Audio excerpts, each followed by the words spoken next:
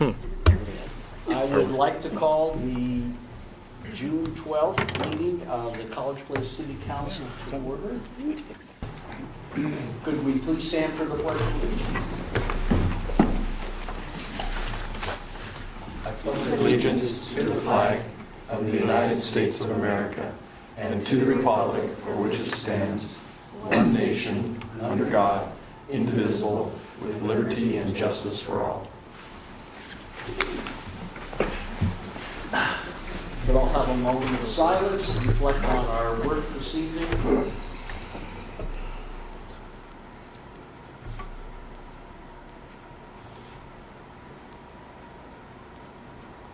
Thank you all very much. It's now our public comment period. Anybody wishing to address the College Place City Council, please step forward to the microphone and state your name and address.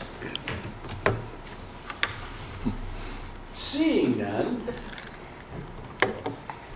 before us we have a consent agenda. That is to approve this evening's agenda, approve council minutes from May 5th, council minutes from May 22nd, special council meeting on May 24th, workshop council minutes from June 5th, and the check register and financials for March 2018. Is there a motion? I move to approve the consent agenda. I'll second. It's been moved by Ms. Selby, seconded by Ms. Sherman. All in favor, please signify by saying aye. Aye. Opposed, same sign. I'm not opposed, I just have a comment, so when you're done. Motion passes unanimously. We're done. Thank you, Ms. Selby. I was just going to suggest, given that we've had difficulties making quorum, and that summer is often a vacation time, that if we know we're going to be out of town on vacation or work or something over the summer, that if we all sit down in the next week and email our schedules to Lisa for when we're going to be gone, and she can alert us to any potential times when we might have trouble making a quorum. So people don't think that's true. I think that's a fine idea, and we will put Lisa to work on that. She was this week at the Northwest Clerks Conference, I believe in Tacoma. I'm sorry. I was excused. And we'll return on Friday, and we'll have her work on that. So, action items before us. College Avenue Design Standards, Mr. Ricard. Thank you. So, this has been over a year in the making. We started this process in January 2017 when we contracted with Rural Community Design Initiative, RCDI of Washington State University. Bob Krikak was the main contact on that as an architect. And the purpose of contracting with RCDI was to implement a couple of our policies in our comprehensive plan. One in particular was for the development of design standards for future development along College Avenue that will contribute to the overall visual quality of the street. Through the process, we had a couple of public workshops that were held throughout the year. We had one in March of 17, one in April 17. We also took the draft to the Walla Walla University Master Planning Committee and presented to them and sought feedback. We had a Planning Commission workshop in July of last year and then a council workshop in September of last year. So we also utilized our social media outlets to get the word out on this project. We also, at the end of last year, consulted with Jim Stenkamp, who's a local architect, just to get the draft in front of him and say, hey, you're doing a project on College Avenue, and these are our standards. Do you see any flaws? We'd like some professional feedback on them. So Bob Krikak and I met with him after he had a good month or so to digest it and provided some really great feedback, and we revised it again. And that's when, in January, of this year, is when we published the final draft that we have before you tonight.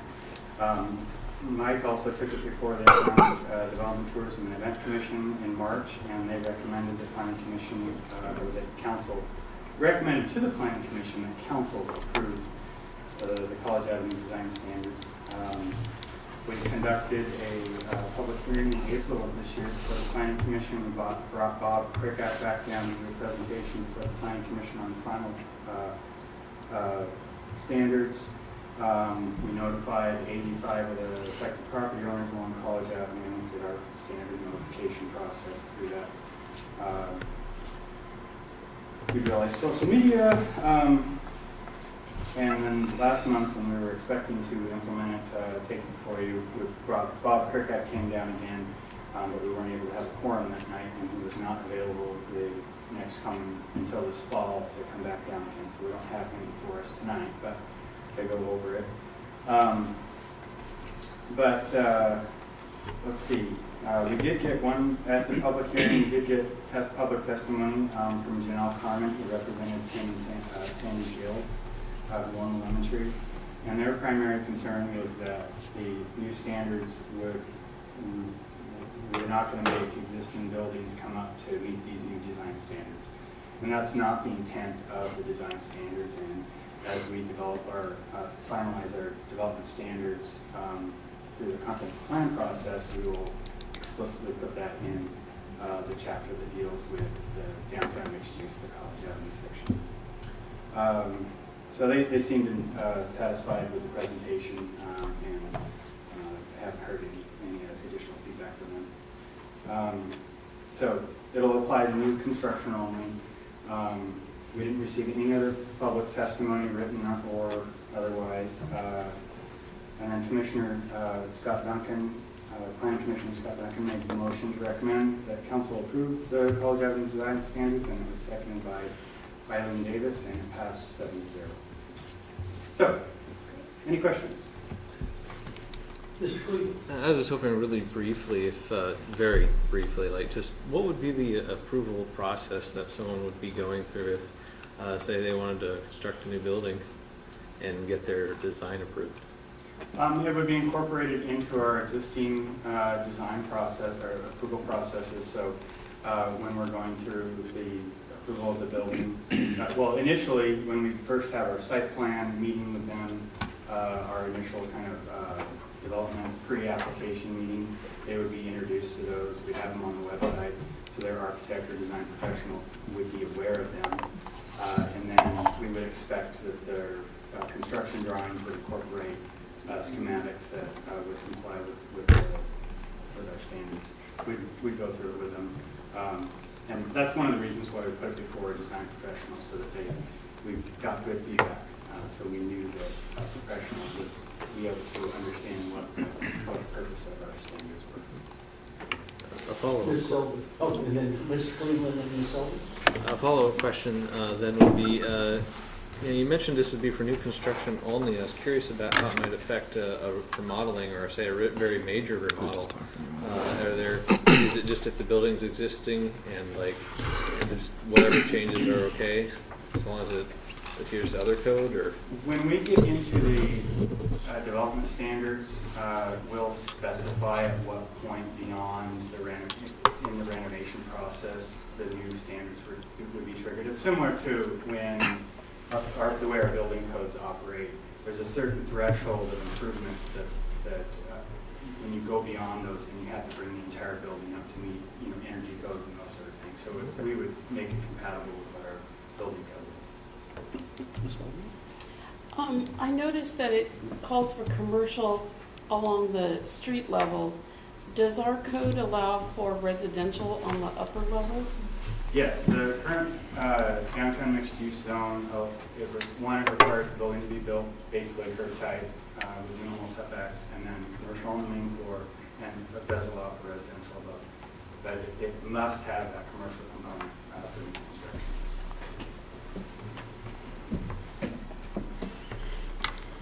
I also thought that design standards, we have a section in there that shows existing, like the cottages on College Avenue, and how those could be repurposed.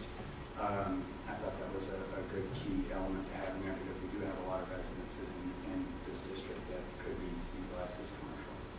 So we covered that.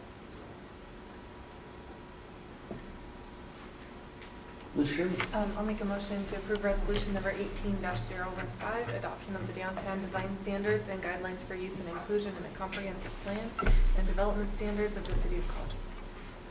All second? It's been moved by Ms. Sherman, seconded by Mr. Cleveland. Any further discussion?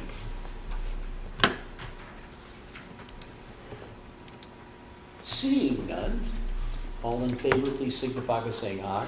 Aye. Opposed, same sign. Motion passes unanimously. Thank you, Mr. Ricard. Thank you. I'm going to stay here because I think I'm part of. No, you're going to have to wait for a backup. Oh, okay. You can stay if you want, but Mr. Hartwig, backhoe purchase for water department. Yeah, it's that time to replace, or to, replace a backhoe. We have 2 backhoes in our fleet. The oldest one is a 2001. Probably the backhoes and the dump truck or a flatbed are the most used equipment that we have. And so we like to keep up to date on that. It's in our plan for replacement. We went through the NJRP, I think it is, NJPA, to purchase this.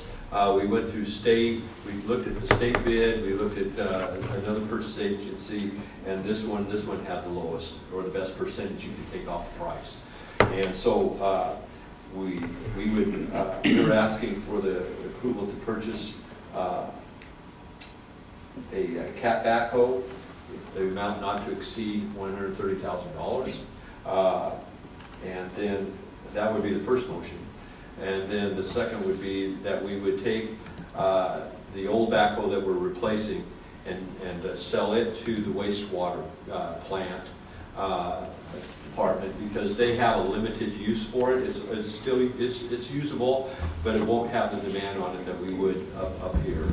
And so that would be the second motion, would be to allow wastewater to purchase that from the water division. Any questions?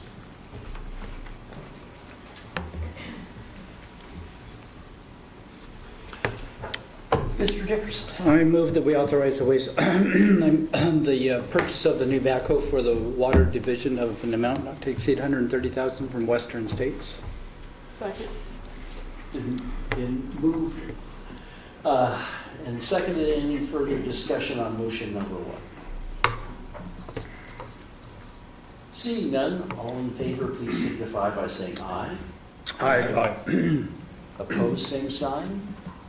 Motion passes unanimously. And then I did get a quote from the cat dealership on the value of that 2001, and they said it was about $29,000.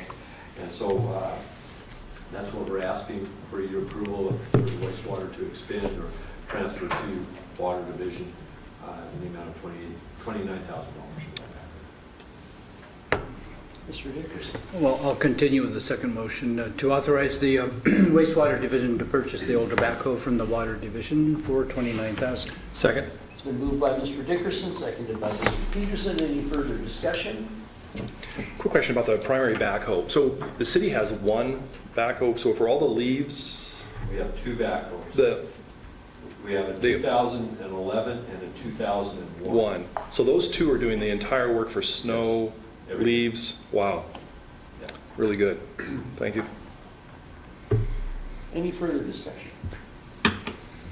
Seeing none, all in favor, please signify by saying aye. Aye. Opposed, same sign. Motion passes unanimously. Thank you, Mr. Hartwig. Mr. Ricard and Ms. Kilgore, administrative fees update. Yeah, I mean, so this is not an exhaustive review of the administrative fee update. It's simply to include a fee that will provide us some revenue for when we do reviews on franchise utilities, franchise agreements. And then there's a following pocket item that has a renewal that we're looking at. So. Questions for Mr. Ricard? Ms. Selby? So this would be for new and renewal? The fees? Previously, this was 0?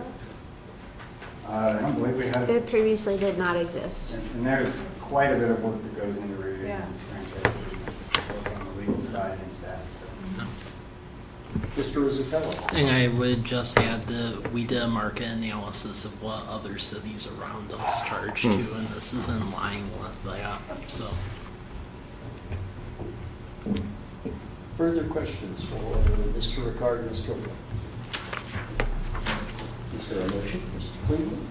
All motion to approve resolution number 18-015, adopting the addition of a franchise application fee to city fees and charges. Second. It's been moved by Mr. Cleveland, seconded by Ms. Selby. Any further discussion? Seeing none, all in favor, please signify by saying aye. Aye. Opposed, same sign. Motion passes unanimously. Mr. Ricard, Pocket INET franchise. So Pocket INET wishes to install small cell facilities in College Place in certain neighborhoods. And currently, we don't have, our wireless communication ordinance does not address small cell technology. So we're in the process of evaluating how our code would look, and we'll include that in our development code update through the comp plan amendment process. But in the interim, we don't want to hold up what Pocket INET would like to do, so we have taken a look at what Walla Walla recently adopted regarding their small cell facilities and have incorporated that into this franchise agreement. You'll find that in section 25. It primarily deals with concealment and if they are to locate in a neighborhood that has, say, if they were to locate some antennas on College Avenue, they would meet our design standards in terms of black poles, concealment of antennas and things like that. So that's the intent. So we ask that you approve this franchise agreement. Questions for Mr. Ricard?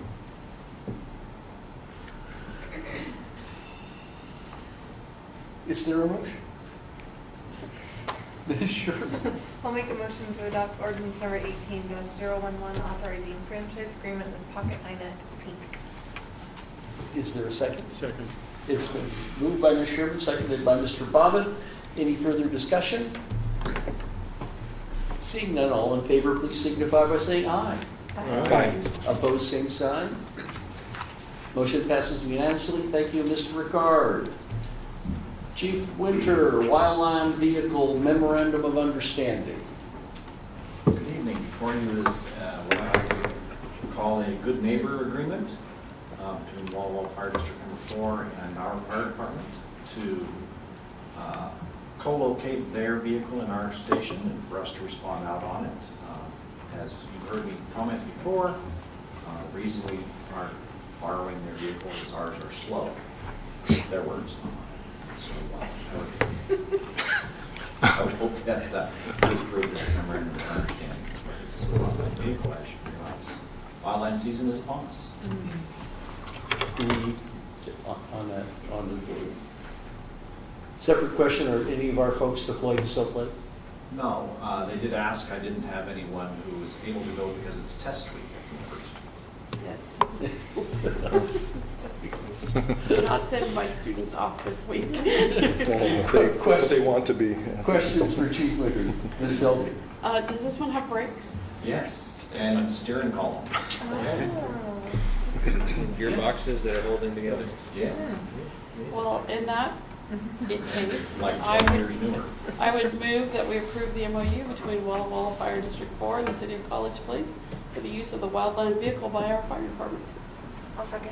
It's been moved by Ms. Selby, seconded by Ms. Sherman. Any further discussion?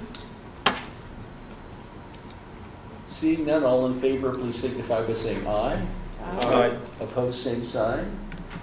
Motion passes unanimously. Before you leave, the status of our wildland vehicle. So our wildland vehicle is ready to arrive if we can find someone who will actually ship it. There's a shipping shortage of anybody who will do such a thing. So I've had lots of volunteers willing to go get it. We're still working on how to do that because you'd have to have a CDL to drive it, unfortunately. Okay, I'll go, yeah. because it doesn't say fire department on the side.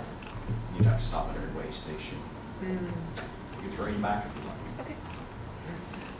Thank you, Chief. Ms. Kilgore, Financial Policies Phase 2.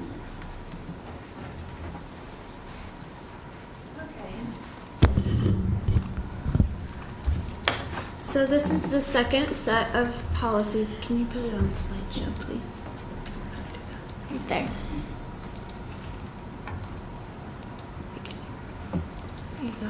Thanks.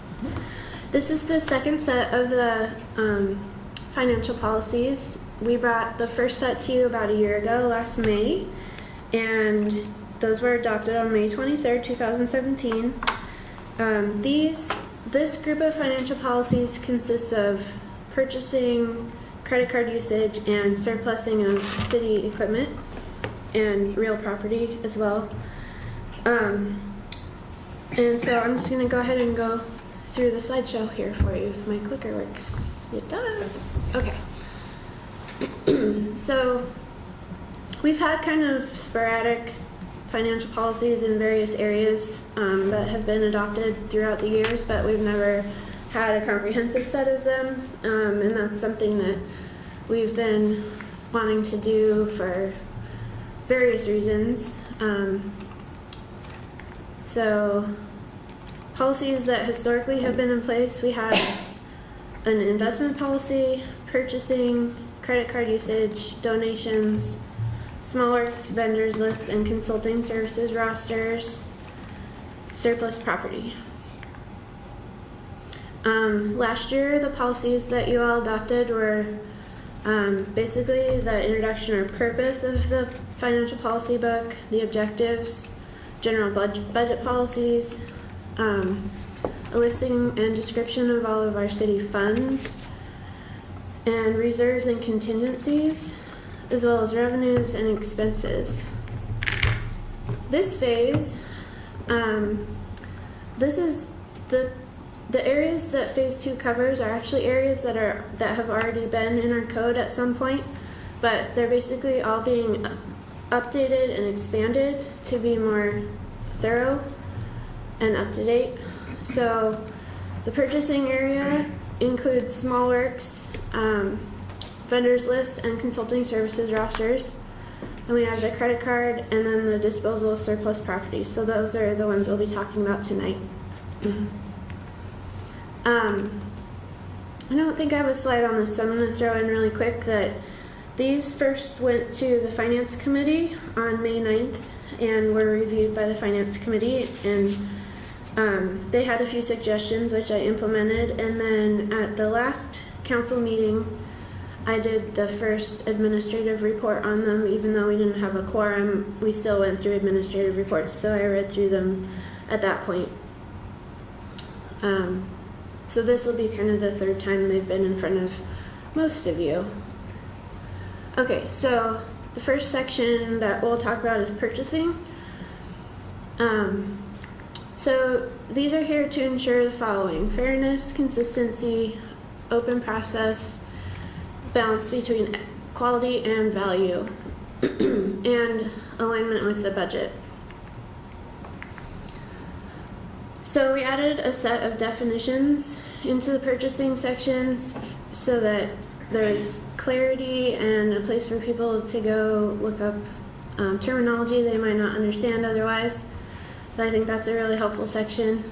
We added a section having to do with the adoption of the specific RCWs that our policies cover that we drew from.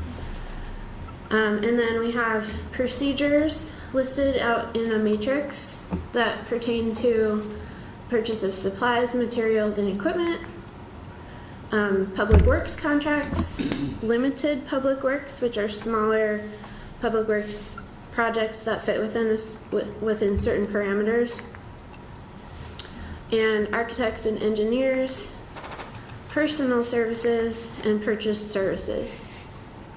So those are all included in the purchasing section. The amounts that we used in the matrix, as far as, I don't know if I have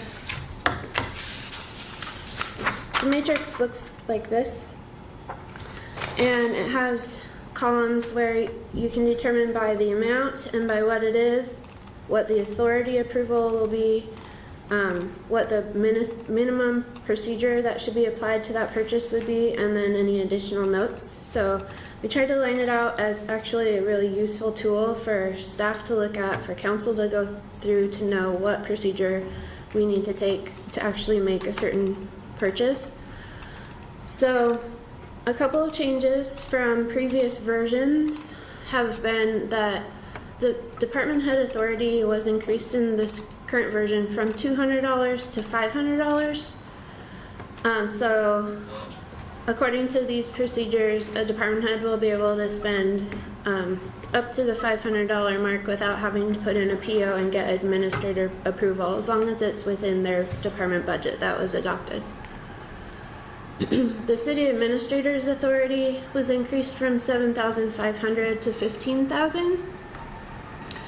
And so that means that the city administrator, same thing, he has the authority to go up to $15,000 on regularly, like purchases or services that are part of the normal course of business that have been approved in the budget, that kind of thing, that have been previously vetted. He can go up to $15,000 without bringing that to council every time. And then all the other amounts that are listed in the bracket in the matrix, as far as delineations between, a lesser procedure and a greater procedure, all of the other amounts that we used came from either MRSC recommendations or straight from the RCWs. Mr. Peterson? Could you go back? I'm sorry. Yeah. I apologize. Anyway, you may have discussed what I'm about to mention here. On the $500, sometimes there's the issuance of a PO above the $500. So sometimes there are ongoing activities like resupplies of maybe plumbing material or whatever that could exceed the $500. Is that something, when it's an ongoing resupply, not necessarily a purchase of a new item, that would then fall, that would be a PO issued, purchased, and then it would just need a signature, or would it need to be okayed by the app? Our PO, I'm sorry, are you? No, go ahead, I'm sorry. Our PO process is done electronically in our accounting system, so the department head would put in a PO, and then I would review it for making sure that there's still budget there, that it's posted to the right account. Okay. And then I would initial it and and then Mike would go in and do the final approval in the system. So that's... So the question doesn't really slow down a department head. They can get that going, and usually if they need something, they'll call up and say, hey, I just put in a PO, can you approve that? Very fluid then. Yeah. That's good. Okay. Thank you. And it's not paper-based. It's not paper. Right. It's anyone can log in at any time and go ahead and review it. Okay, thanks. Mr. Dickerson? I think during the committee, we talked about emergencies and kind of remind me what the process is. Can they go ahead and purchase things for emergencies without coming to council first? Yes, there is a section in here, off the top of my head, I don't remember which one it is, but there is a paragraph in here that has to do with emergency purchases, and it does allow for, in those sorts of situations, for administration to go ahead and make the emergency purchase and then bring it to council for approval after the fact. Okay. Anything else at the moment? Okay. Another new thing that we added in here was just a paragraph granting the authority to suspend or revoke purchasing privileges from staff if procedures aren't followed. We didn't have anything like that in the old one, so we thought we may as well throw it in at this point. The policies having to do with the small public works roster, the consulting services roster, and vendor list rosters all remain unchanged, so the verbiage is exactly the same as what you have previously adopted. We did add a section specifically authorizing the purchase of goods without going through bidding procedures when they're required through co-ops, such as Paul's backhoe purchase tonight. That is purchased through a purchasing group, and so we specifically put that in here. So that's the end of the purchasing section. The second section is the credit card policy, and basically this is unchanged as well. The credit card purchasing follows all of the regular purchasing guidelines. We just have a few extra rules for using credit cards as city employees, and this is basically just a regurgitation. We just put it in the document with these other policies, so they're all in one place. So there's really nothing new in this section. And then the final section is disposal of surplus property. This is just much more expanded and comprehensive and specific rewrite of our current surplusing code. So what we've done in this policy is that we've delineated between values of 5,000 or less or of greater than 5,000, and there are different procedures listed for each dollar amount category. Specific methods of disposition are described in this policy, and we have a list of statutory exceptions that are allowed by RCW that we have specifically listed in there. And that's it. Questions from Ms. Kilburn? That was a lot of work. Thank you. Looks for good. doing that. Yeah. Thanks. And one more section to go? We'll see if it's one or more, but there's we've got some bigger ones coming up, like debt and investments and utility policies. So they may all come in one, or they may come in more than one. We'll see. It's a work in progress. It is. Questions for Ms., any questions from Ms. Kilburn? Is there a motion? I move to approve ordinance 18-012, amending financial policies adopted by ordinance 17-020 by adding sections H through J and repealing certain sections of the College Place Municipal Code. I'll second. It's been moved by Mr. Peterson, seconded by Ms. Sherman. Any further discussion? Seeing none, all in favor, please signify by saying aye. Aye. Opposed, same sign. Motion passes unanimously. Thank you, Sarah. Thank you. Herculean work. Thank you.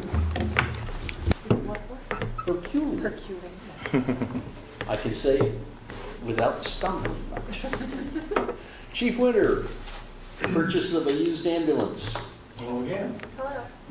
Once again, this is a good neighbor policy. We are looking to purchase a used ambulance from our neighbor across the county in Burbank. They have a vehicle that they have just replaced, and now they have one that is available for sale. It is coming with a lot of loose equipment, which the mayor and I are assuming about $50,000 worth of loose equipment, including in the purchase of this vehicle for less than that amount, which makes it a good deal. The UB did talk to me about this the other day, about why, if we're not transporting it, why are we looking at getting another ambulance? And it's because it's a good deal. Good deals don't always come by, and we can always sell it later if we choose not to transport it. Happy to entertain any questions. That was my question. I'll motion to approve the purchase of the Walla Walla Fire District Number 5's surplus ambulance for the amount of $29,892.50. Second. It's been moved by Mr. Cleveland, seconded by Mr. Bobbitt. Any further discussion? All in favor, please signify by saying aye. Aye. Opposed, same sign. Motion passes unanimously. Thank you very much, Chief. When do the rides start? Just for fun. Just for fun. Anytime you want. Just for fun. Mr. Rizzatello, Community Economic Revitalization Board South College Place Planning Study Grant Agreement. Okay, thank you, Mayor. With this item, I was authorized to pursue this grant opportunity by the City Council via Resolution 18-005 on February 27th.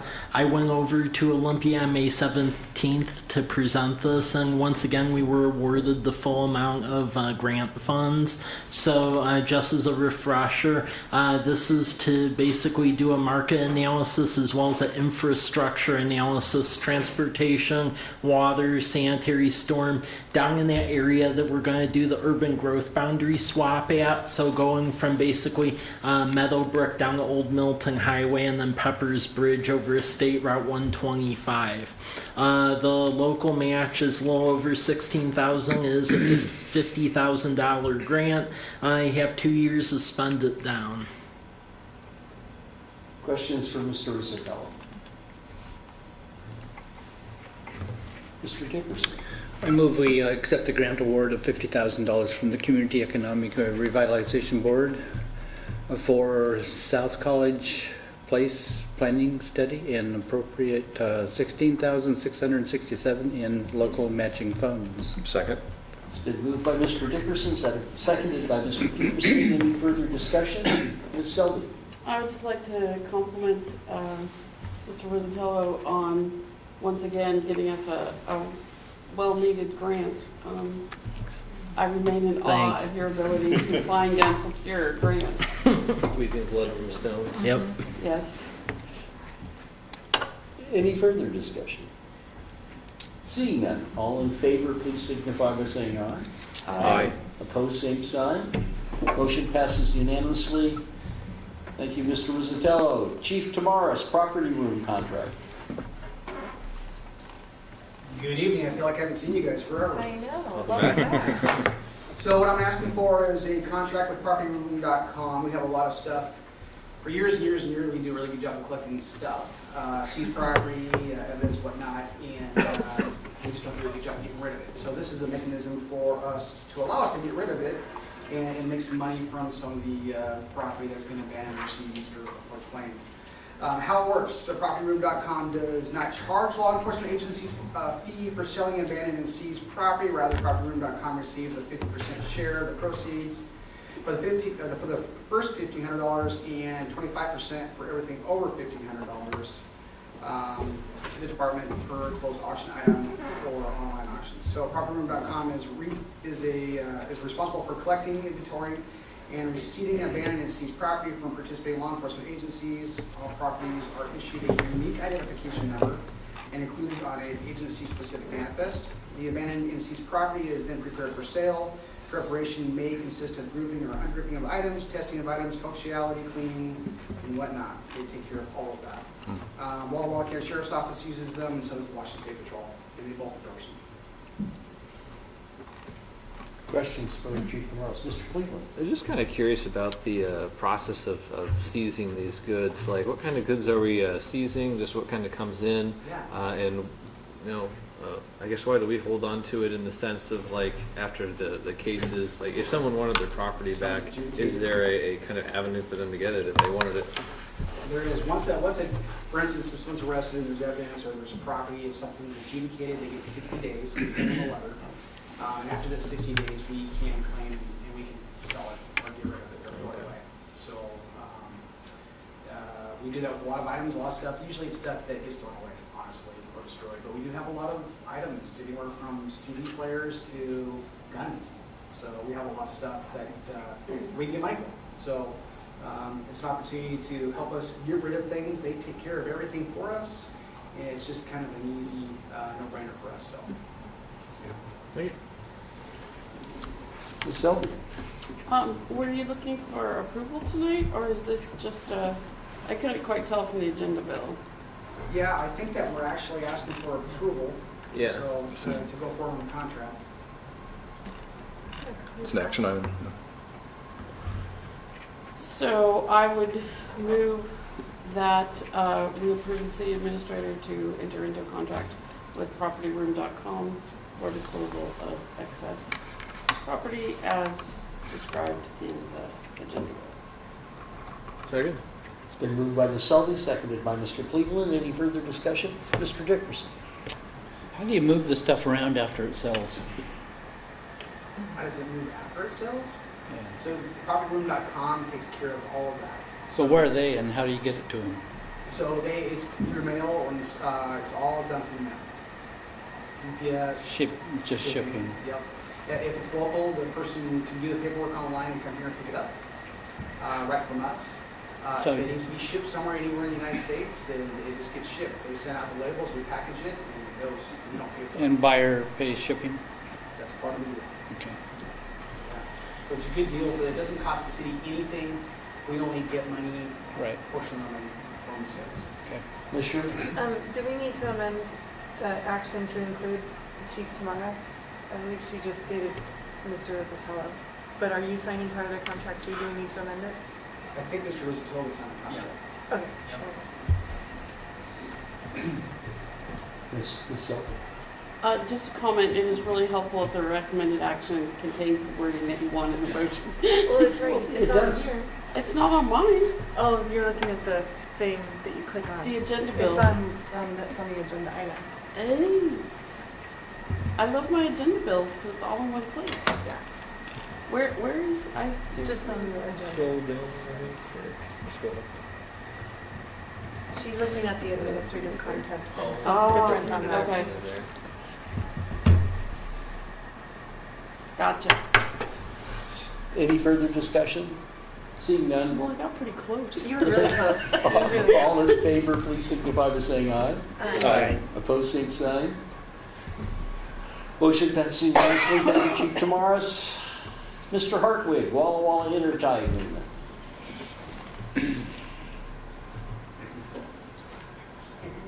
We are getting very close to having an emergency water intertie agreement with the city of Walla Walla. Just to go over it a little bit, the term would just be ongoing unless one of the parties wanted to stop it. It's been reviewed by the attorneys from both sides. The rate that would be charged would be their retail rate. Before, it was going to be a retail rate plus 50%. So we've now got it back to just the retail rate. If no water is used, then there will be no charge. And then basically we have a 60-day limit on water unless we get additional approval from them to extend that. And I think those are the big highlights. So we're just bringing it to you to see if you had any questions or if you had any concerns with that before we bring it back. Questions for Mr. Hartwig? Mr. Peterson? You know, when we talk about intertie, I'm trying to visualize what it is. Is there this big valve out in a field somewhere that you, or We have what's- 3 interties. Okay. They're vaults. They are in the ground. There was one at Rose and Myra, Okay. one at Garrison Village Way in Myra, and one at 12th and Myra. And they have meters, they have pressure regulating valves, then isolation valves on Okay. both sides. Yeah. And so it's just a great thing. Generally, water systems want interties because you never know when there's going to be a problem. Yeah. And you can share, borrow, purchase water. Yeah. Thank you. Mr. Dickerson? Did you mention what the increase in the charge was or what the final accepted charge was? The charges they have in here is whatever they charge for their residential rate Oh, is what we would be charged. oh. Ms. Selby? I just wanted to note that this did come through the Public Works Committee, and we've worked through it with Paul, and are recommending approval when it comes before the council for action. It'd be a good deal. Sounds good. It's been a long That's a lot time of coming. work, yeah. Long time coming. It's amazing. Mr. Bobbitt? Do interties work both ways? Well, they can. This one works just one way right now. If they want to put in additional devices that would make water go that way, then they could, with in addition to the agreement. the problem is their system is so much higher than ours. Any water that we could supply them would maybe reach to the east end of the mall. And so it's really feasible and realistic to think this is a one-way. Mr. Jefferson. Used to be that the mobile home court out there west of the mall was solely on the wall-to-wall system. What happened and where is it now? We did an agreement where we purchased water year-round for basically, the easiest way to say everything east of Larch. We purchased water year-round from Walla Walla for an interim period of time. Not to get into politics, but things happened. We had some development. They didn't like that. They terminated the intertie agreement. So we're servicing all of that area out there? We serve everything west of Myra Road, other than where other water. Yeah, the other. Other questions? Thank you very much, Mr. Hartwig. Thank you.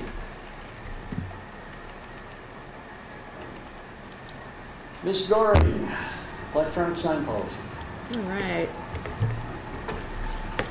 All right, as you all know, we have the fabulous LED sign out front, and everybody else has noticed, so we've gotten several requests to put different messages up on our sign. So we wanted to create some guidelines as to what we would allow on our sign. So messages must be considered to have citywide appeal, and for the most part pertain to activities open to the general public. We wanted to prohibit commercial advertising promoting the sale of products or services, announcements promoting games of chance, any political statements or campaign messages, announcements promoting any religion or form of worship, religious opinion, or religious services, and any messages that the city administration doesn't feel are appropriate. So if you have any questions, any comments.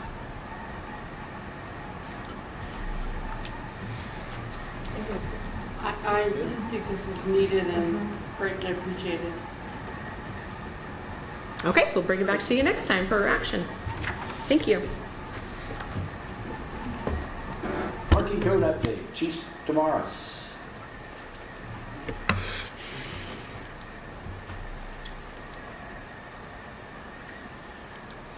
All right, so this is a repeal and replacement of ordinance 10-12-020, restricted parking in areas of impounds. There's two things on here that I'll draw your attention to. The first one is under section C of 10-12-020, we want to change it from 96 hours to 60 hours to be consistent with our nuisance code violations. There was an inconsistency with those two areas. And then the other part that we would like, that's for impounds and parking on the streets, by the way. And then the other one is time limits in designated streets. And if you look at sections E, F, and G, we're adding language to that particular ordinance. It says section E, parking on College Avenue between 4th and 8th Streets, as well as between Whitman and B Street on College Avenue.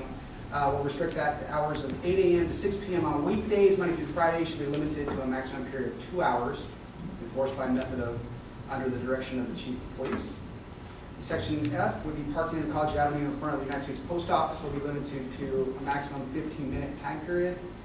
And then parking shall be restricted to areas within the city posted no parking, either permanently or under temporary order. So if there's areas we want to impose no parking period, we can just erect the sign at the time that we see the need.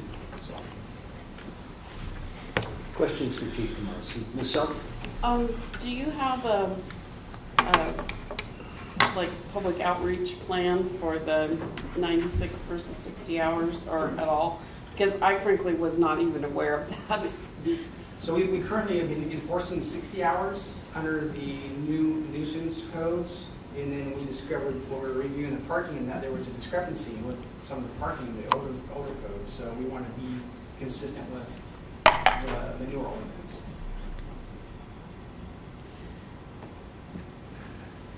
But the question was, how we're going to tell people?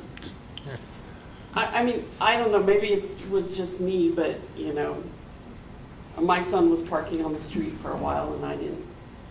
So, like, if you, like, go to work and come home and park on the street, does that violate your 60 hours? Well, it possibly could, depending on the situation. If during the day, if the vehicle's gone, generally not, because the street sweeper can come through and clean the streets, and that's generally what we want it for. It can be a nuisance if the car's not running, so if the car's not running, that would be a problem. So I guess that's not a real simple answer, but it gets a little complicated. Generally, people who abandon their vehicles, leave them on the street, and they're not operating, or not moving.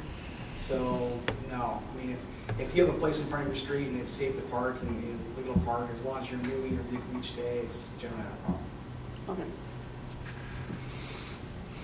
Okay. Other questions for the chief? Mr. Rosatello. And I would just add a lot of the discussion about putting parking restrictions over by post office is actually through constructive dialogue with the university, because they're noticing problems about parking spots turning over. Also, because it's along the same subject matter, getting back to discussion that I presented at a city council workshop a while back about that whole parking district notion. Luckily, I believe we're able to mitigate that because we've been having meetings with Walla Walla University, and they're going to start assigning parking to staff, students, and hold everyone to that standard. So they'll actually have someone here to present to a workshop at City Council in August to discuss that. But the last overhanging item was the turnover of parking on College Avenue, because some folks just are leaving their stuff out and it's causing an issue. Yeah, I think that's a good idea. Ms. Sherman? How will you monitor this 15 minutes on College Avenue? I mean, I know that we don't have a From lot the post office? Post office. What did I say? Yes. Yes. Sometimes. We don't have a lot of extra cops, so you're just gonna sit there, but is that common?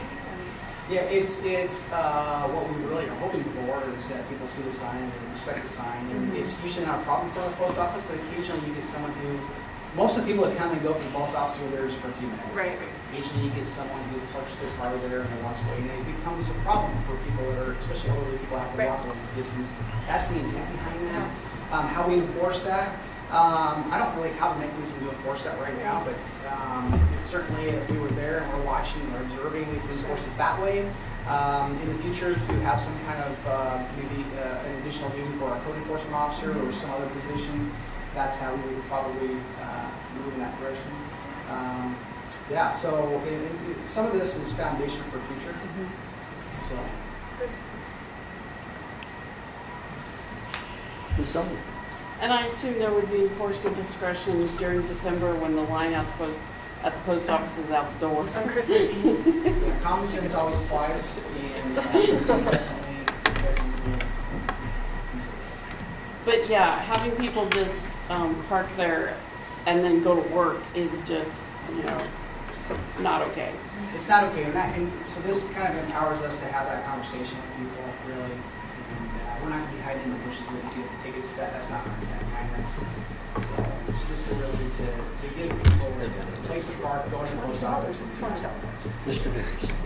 So the post office, is it just one side of the street? We haven't really had that discussion, but the thought was, yes, it'd be on the post office side of the street.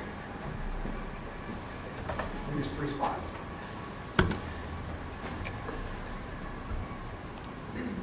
Any further questions for Chief Tomas? Thank you, Chief. Mr. Gordon, your transportation improvement plan. Yes, thank you, Mayor. This is the annual opportunity for us to look at our 6-year transportation plan. We update this every year by state statute. We have to come before you folks and take a look at it. We also have to have a hearing. So this has actually been advertised last Sunday, and we'll do it again this next coming Sunday for a hearing at our next council meeting and adoption. Place before you to take a look at it. I had a wonderful PowerPoint presentation for you, but I think I overloaded the system, so it's not going to show up. So you're stuck with what I gave you in your council packets through board docs. Just talk through that briefly. Most of these are what you've seen before. We've just been kind of walking through what we've had. in our plan. There's a few new ones associated with development in our area and a few little tweaks. So you won't see anything really new in terms, especially our local roads. You'll notice most of the projects on that list are collectors or arterials or whatever, but they're not generally, I think we have 6 local roads on there if you don't include the chip seal, primarily because we don't have any money for local roads. So everything that we have access to is for federally classified roads, which are typically arterials, minor or major collectors. So let me just briefly go through this, and I apologize, it's a really neat presentation, all kinds of little arrows and all the things you'd love to watch, but oh well, maybe next time. The current project that we're doing this year, and I always include that, is the 4th Street and Academy Way project. That is going to be starting next Monday on the 18th. So we've already had the pre-construction on that, so you should start to see some activity associated with that. I know Mike's had the sign out here with some notices. Yep. We also have it on the website and so forth. So we're getting the word out. In addition to then what we have is we have 3 parts to our transportation improvement plan. We call it our 6-year, our 10-year, and our long-term. And we use some wiggle language in here because, to be quite honest, we chase the money because we don't have any. So if a project comes along and it looks like there's a good fit for a particular set of funding or a funding source, we will try to make our project look appealing. And if it's on the 10-year plan, we may move it up into the 6-year. This particular plan allows that flexibility for staff to look at that. We also include a pedestrian component to every single project on here. So if there's sidewalk money that becomes available, we can jump for it and just do the sidewalks if we want. Okay, so those are some of the, we've structured this a little bit more flexibly than most cities, but it's served us very well. And then just in brief, probably the 2 projects that are probably the most likely to happen in the next year or 2 would be what we call the 4 Bikes project. It's kind of up in the air, but there's a chance that we may be able to get some TIB funding possibly for extending the 4th Street Academy Way project we're doing this year. And maybe not this year, but next year we would extend it all the way to College Avenue, so we'd have a cycle track. So that's one possibility. And then interestingly enough, I was in a TIB training session this morning, and they're going through, and TIB has certain bands in which they will actually fund programs. They'll do one for development and growth, they'll do one for safety, they'll do one for mobility, they'll do one for poor pavement condition. And up popped on the screen a street I thought I'd seen before, C Street. So they're looking at C Street, so there's a good chance, I think. In fact, the moderator of the session came to me after and said, I wonder why we haven't funded that yet. I said, yeah, so C Street may occur, maybe something that we can look at, maybe not this year, but maybe next year. Obviously not this year, but next year or the year after. So that's encouraging. And then we just have a whole slew of other projects. We will try and get, is it working? No. One a year, yeah. I'll try and get the PowerPoint up and working, currently running out of memory. So to show you the different locations, but we have a number of projects that we've introduced associated with what we anticipate to be new development in the area. So that's really the new additions to this project. Any questions that I can answer? This is just to kind of give you an idea to take a look at it. If you have input, let us know. Yourself? Once again, I just wanted to comment that we went through this in quite a bit of detail at the Public Works Committee meeting, and the Public Works Committee is recommending approval. Other questions for Mr. Bob? I noticed that the signal at 12th and Larch has been pushed off a few more years than what it originally was. Yes, the We reason. thought more about the stop signs. Yes, that's actually as a result of the study that we had that said that could live a lot quite a bit longer than improvements done on the other intersections. So I just basically staged them based on what the consultant report was providing us. We can move those, and again, every year we have an opportunity to go back and tweak, and we can even tweak it mid-year given the way that we have this set up. So when will the stop signs be here? I don't know that. I've got part of the stop signs here already. We're just waiting for everything to come here. And then this summer we'll be putting them in. Which is a good time. Mm-hmm. To surprise everybody in the fall. Any other questions for Mr. Murray? We'll just tell them that they remember it wrong. Yeah, That's all. that's all. Thank you, Mr. Gardner. And finally, Mr. Rizzatello, College Place Pilot Youth Recreation Program. Just to give an update to everyone in this program, a lot of people have been signing up, so it's definitely filling a need. In addition to Exchange Club now collecting table bowls for it, I just got an announcement this afternoon. We're getting a grant from Walmart too to match us for the youth rec program, so we'll be able to expand it more this summer. So just to provide an overview, Campfire is going to run a day camp this summer, Monday through Thursday, from June 25th to July 27th down at Kiwanis Park. And the charge for it is $75 per household for up to 3 kids. So 3 kids for $75 a week. So that's Monday through Thursday. YWCA is running a Fun Factory Camp program on Fridays down at Kiwanis Park from 10 in the morning to 11:30, and that's just free. And then out of this program as well, there's some sponsorships for low-income scholarships for the Valley Camps program that Dan Solis runs. And we'll probably be able to expand that more now that we got this Walmart grant. So that's the general overview. We sent out a mailer to all of the utility residents, and we've been promoting it heavily on social media channels and city website. Sure.